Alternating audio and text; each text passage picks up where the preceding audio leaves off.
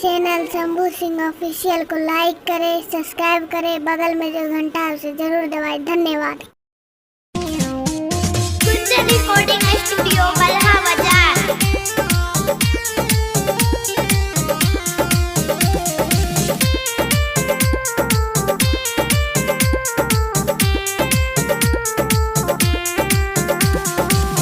अरे पहले पहले गल रहिए जेल, वहाँ देखलिए बड़का बड़का खेल।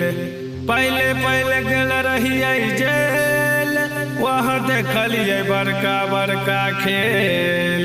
सिपाही मार रहे डंटा चुतरिए में, सिपाही मार रहे डंटा चुतरिए में, चुतरिए में हो चुतरिए में, चुतरिए में हो चुतरिए में। सिपाही मार रहे डंटा चुतरिए में, सिपाही मार रहे डंटा चुतरिए में।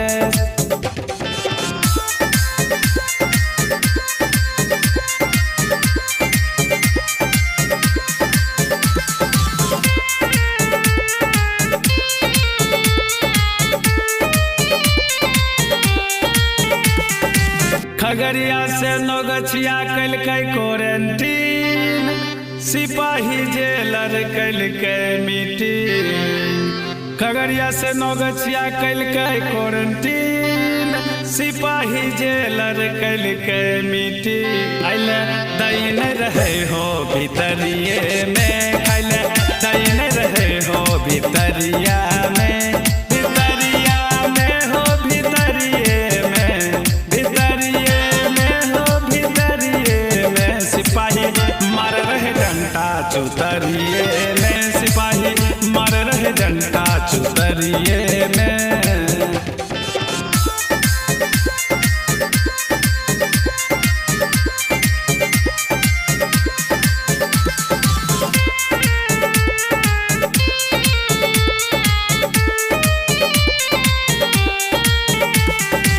बंदी कैलकै खाना के बात, सिपाही मारलक झटाक से लात।